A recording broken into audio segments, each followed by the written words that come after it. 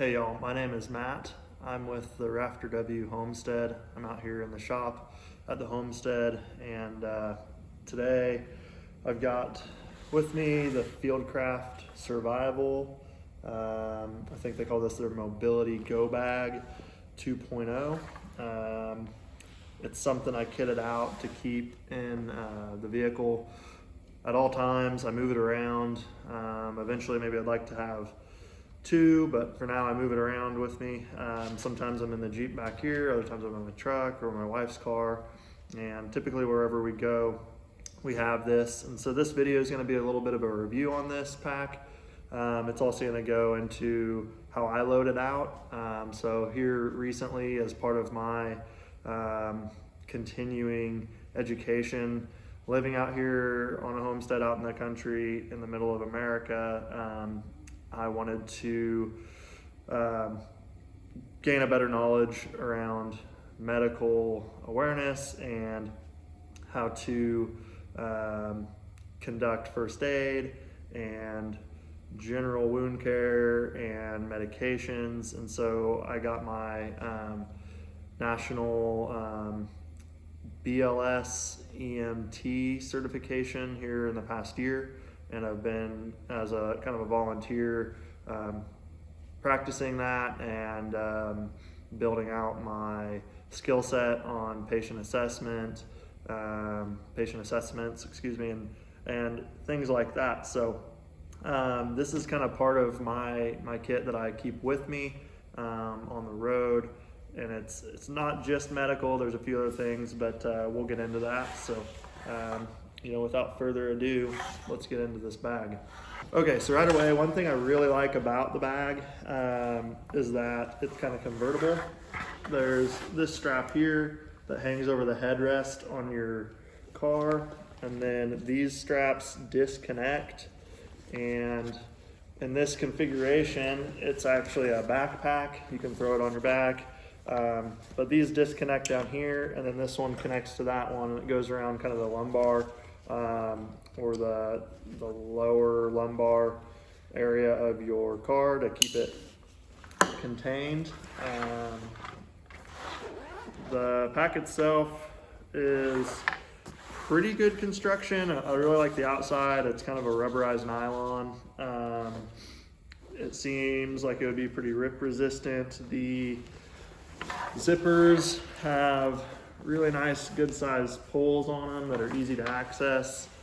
And what I also have come to like, when it's set up in your vehicle, you kind of roll this down like a bivvy, and this strap here straps around itself and holds it kind of just neatly rolled, keeps it from hanging down and snagging on your passengers' feet and stuff when they're getting in. So really quick, we'll get a close up here more on the medical stuff, but kind of what I keep in here on a daily. This pack obviously is super easy to identify as medical and first aid. There's a pull up here to grab it. This pack over here is kind of my secondary first aid and redundancies. And then down in here, I get into just kind of some more miscellaneous things that would be good. And one thing that I've done that's kind of unique is I've attached a tool roll here that I've got some other things in, and it's really good space saving method of utilizing the pack, and it lets you expand it and roll out, and you can really get a lot of stuff in here. So that's something that I think is a pretty good idea. They've got some MOLLE webbing in here, and that's what I've attached that to. Also, just some simple communications, GMRS radios, in case we have to split up in our vehicle for any reason, or I've got to leave someone with another family member or passenger. If we come up on an accident or something, we've at least got some basic ways to communicate if we need to go find further help. things like that. But so yeah, I'll get you some close-ups here on what's in the pack. We'll go in detail, unpack it, and then I'll end up repacking it. But kind of what all I keep. I know Fieldcraft Survival does a really good job of offering pre-kitted loadouts, especially on their medical stuff. One thing I've noticed going through the EMS training is that it's not uncommon to improvise certain things. For like a sucking chest wound would be a really good example. They make specific chest seals for that. They're just kind of expensive, and it adds up to the cost of these kits. But if you source some other items that can kind of have a dual purpose, you can definitely improvise a chest seal out of some other medical devices and bandages. So anyway, we'll get into that now. Okay, so getting into this pack, one thing I really like is that it's got hook and loop Velcro on the back side of the pack, and all these pouches are modular. You can add more, you can subtract. You could add another one of these long packs where I have my tool roll, and it just makes access really easy. You can grab on to that pole and give it a rip, and there you've got your pack, or your kind of modular pouch out. So diving into this, they're pretty spacious when it comes to medical things. Like, you can kind of get a lot in into a small space, and sometimes you can kind of get out of hand. But anyway, going through this, got just some cheapy shears. It's never a bad idea to have a lot of these around. They're relatively inexpensive, a few dollars. You can kind of get them online. Right away, I wanted cat tourniquet to be very accessible. I pre-stage these, so when they come, they'll be in a plastic package, and what I do is I undo it all, start this guy right on the end, get it as big of a loop as you can when you stage these, so you can go right over a limb, a leg, and don't have to fiddle with it. I also get this adjusted here and your label tag out of the way, so you can really start cranking on that windlass. And so those just go kind of folded over. It'll stick to itself for the most part, and that's there. Okay, the next kind of module I have is to control airways. So these are NPAs, nasal pharyngeal airways. You use these if you have a individual, patient, casualty that's coming in and out of consciousness. They're good to have over an oral airway. In the event that your patient's going in and out of consciousness, like I said, it's I don't have every size in here. I've got children, kind of a common size for a child, common size for an adult, and then some lubrication to insert that into the nose, into the nostril. I'm not going to go in detail on how to use these, but that's what I keep. Also right there, here in the top, several sets of gloves. It's part of your PPE. I can tell you one of the first accidents I came up on, it was right after I was going through my classes, and I think I just finished my national testing. I was on the road traveling to and from meetings and came up on a pretty bad multi-patient accident. I did not have PPE, and I regretted it because I had to get hands-on in that.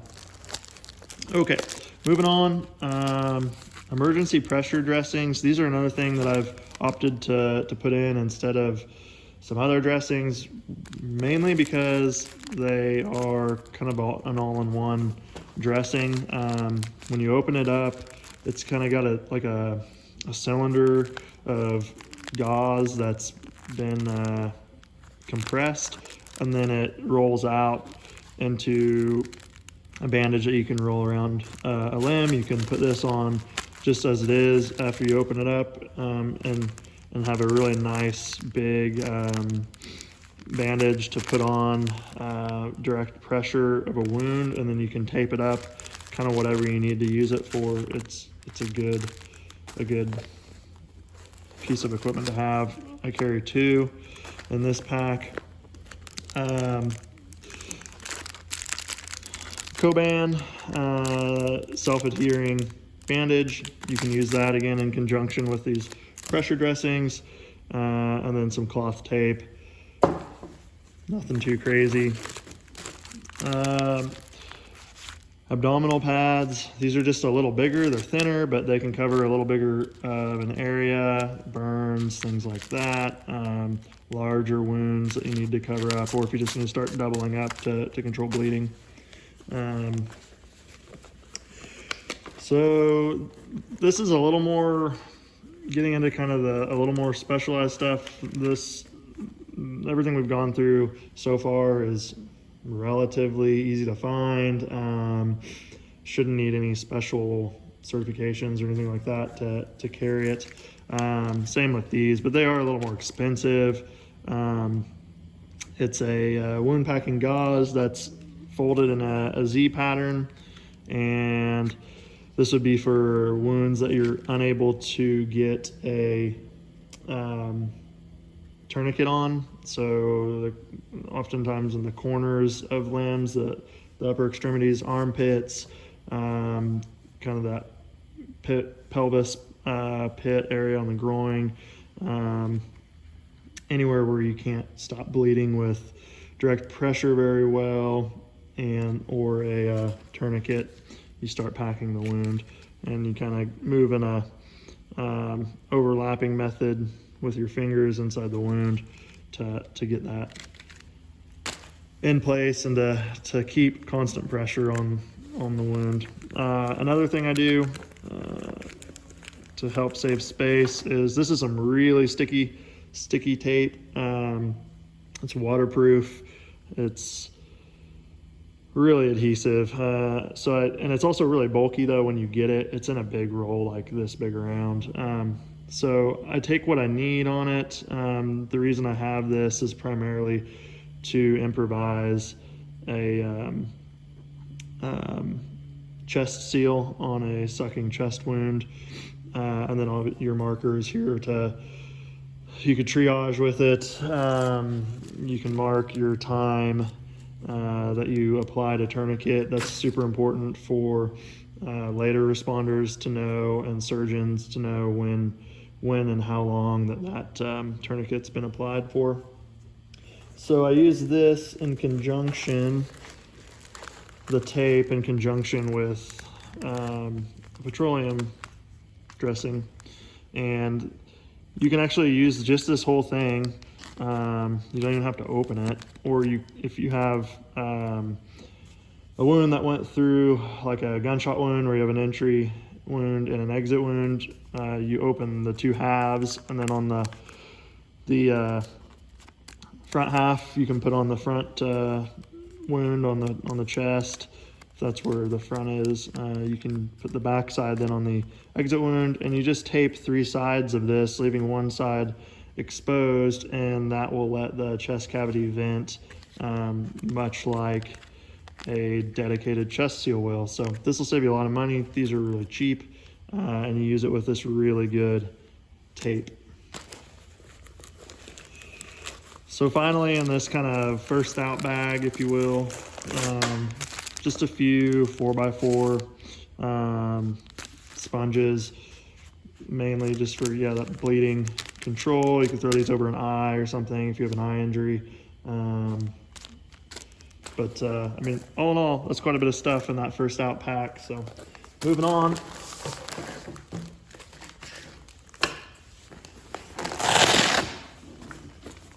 So the second one is not as clearly marked. You could throw some tape on it and mark it if you wanted to, kind of with that medical cross if you should desire. Again, really nice pull tabs. Maybe my one quirk, one thing I'd say about the pack is that the zippers don't seem super heavy duty to me, and then also some of the strapping just seems a little thin for where it's going to be and what it's going to do. I think it'll serve its purpose just fine. But so getting into this pack,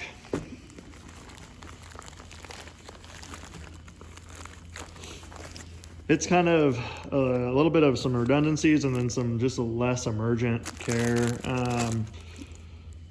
So here I've got sodium chloride. It's salt water. I can irrigate a wound with it, saline solution, whatever you want to call it. I can irrigate a wound with it. I can clean an eye with it. I can cool a burn, things like that. This is just something I've adapted to my own pack. These are just little honey pouches, single use honey. So every once in a while I have, like, I'm not diabetic or anything, but every once in a while I get a little hypoglycemic. This is just a good way to get a little sugar in your blood fairly quickly. An EMS will carry like a glucose pouch that gives a dose of glucose right away. This is just a cheaper way to kind of get a similar effect. I know it's not glucose, but it is something that your body would be able to convert relatively quickly into.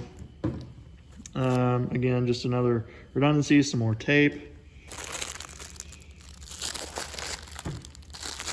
Triangle bandages to sling and swath. These are really just useful to have. They don't take up very much space. You can isolate a limb with them. You can create a sling. They can also go into your wound management. This one's a little more specialized, a little more expensive, but it's a SAM splint. You can kind of curve it into any shape and bend it and mold it to whatever kind of configuration you need. But again, it doesn't take up a whole lot of space. I wouldn't want it in my primary kind of first out pack, but in the secondary one, it's great for that. Okay, lastly, these are just kind of boo-boo kits. This one's just a basic bandage kit. It's got numerous types of bandages in there. You can get these. Life Assist is where I've ordered that from. Some things on their website, you don't have to have any certifications to order. Others you do. Other things you have to have prescriptions to be able to order, essentially, but stuff like this you shouldn't need to. And then this is just a general basic prep pads, sting care, burn care, kind of stuff like that. You can get basic medical pouches like this too, with like aspirin and Tylenol. I don't carry any of that for this purpose, but yeah, those are kind of handy to have. So that completes this kit. These little pouches do have this nice little webbed retainer in there for helping you organize some of the stuff that I do appreciate. Okay, let's get into this one. And I can say the Velcro on these is really good stuff. It's not going to fall off in your car, even if like your kid's kicking it in the back seat. If you have the outer cover rolled up, I don't think they're gonna get them off. And they all have these poles to help you get it off. But this one is less medical, more just good things to have. There is a little medical in here. So this is that glucose that I was telling you about. These are just like $7 or $8 a piece. And so I mean, you can get like a whole thing of like 50 of these for that. So I keep these in all the vehicles, keep them in glove boxes. If nothing else, when you are getting some fast food and maybe you want to make a honey mustard or something, dip at the Sonic or whatever, you've got something like that. So kind of a cheap replacement for this. Okay, just a general notebook in case you got to take some notes. Good to have. You can record some patient assessments in this, vitals, things like that you may want to relay to other first responders as they are arriving on scene. Water filtration. This is a Sawyer system, Sawyer squeeze, I think. It can hook up to a regular water bottle. So you could, if you have a water bottle sitting in your vehicle but didn't have water, maybe there's some standing water, stream or something nearby, you'd be able to utilize that as a container. It also has a container here that I've got wrapped around it. Again, just more notepads, sticky notes, triaging. You could tape these to people with some general notes, and then in a baggie then, just to keep it kind of organized and dry.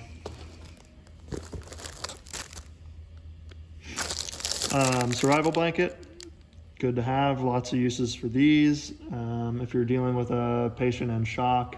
So it's kind of interesting when I got into EMS, shock from that standpoint means something totally different than what it means to the lay person. But yeah, if you're dealing with someone in shock, someone who has a suppressed breathing rate, low heart rate, low blood pressure, this is one of the go-tos for helping to manage shock. Keep their feet up and keep them warm. Also, you can use this for an emergency tarp, emergency shelter, things like that, in the case that you're gonna have to stay the night somewhere. And I just keep a bunch of these. I think I have 3. Yeah, I think maybe 4. Kind of one for everybody that might be in our vehicle.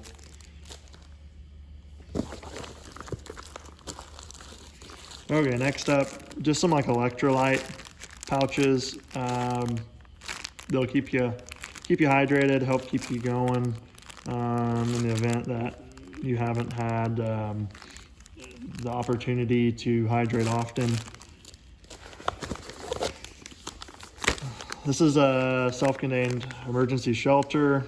It's got some stakes, a little bigger tarp. There's an emergency blanket in here too, so I guess technically I have 5. Some instructions kind of on how to set up some different tarp layouts for shelter. And lastly, a good headlamp. This one's rechargeable.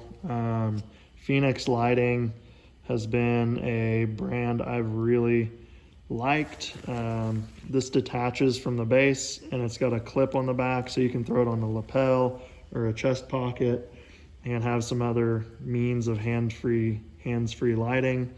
It's got some flashing features, red flashing, SOS flashes, things like that. So anyway, that's kind of this lower pouch. So lastly, we've got the tool roll. And this is just miscellaneous. It's stuff that I once kind of had in a camping kit, but I've since just moved it into my everyday carry. There's several useful things. Down here at the bottom, I've got just a little pouch with some matches. It's kind of a fire starting kit. A lot of this is redundancies. I've got a little battery pack here. It's not a big one, but in case I need to charge a phone. This is just a little light. I think it was like a book light, but it's a USB light. And so you can actually plug this into that power pack, and then you've got a map light or whatever. If your phone's dead, or you want to conserve the power on your phone, but would like to have some light, this is a neat little piece I put together there for that purpose. Over here I've got hand warmers, just another marker, a box cutter. This is a little grill, like a portable camp grill. It opens up. There's another inner tube, and it makes about a 12 by 12 or 12 by 14 wire camp grill. All these have little wires that go in it for rack. If you're in a real pickle and you needed to shelter in place, stay somewhere for a while, you have a means to cook something. So there's more fire starting stuff in here, a lighter, a multi-tool, just a real cheap one, a life straw, again, redundancies on water, a whistle. This is just a really simple fishing kit that you could tie to a string or tie to a twig or something that I put together. So you got a bobber, a jig, another hook for some live bait, your fishing line. You could rig up a little cane pole, if you really needed to. Ferro rod over here, again, just more redundancies on fire starting, some more knives, a little magnet, and a screwdriver. It's got a Phillips and a flathead on it, and then zip ties.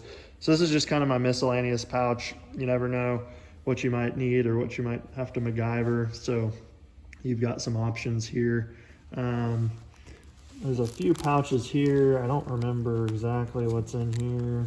Not much. A little survival guide that came, I think, with what this was originally used as, was a little survival kit. I think that ferro rod came in it, but I've utilized the bag to add some fire starting things. So I've got matches in there. I've got a baggie with like cotton pads, cotton, not swabs, but kind of cotton balls, but they're flat and they're soaked in Vaseline. Those start a fire really effectively and quickly. And then, yeah, again, there's just this little guide here.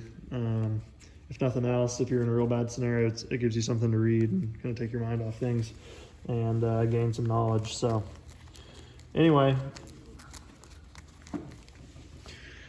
in a nutshell, that's what's in here. Quite a bit, really. So yeah, you can see in that pouch, in that one backpack, there is quite a bit of useful kit in here, and that just goes everywhere we go. I do keep additional tourniquets in the glove boxes of all my vehicles, the center consoles.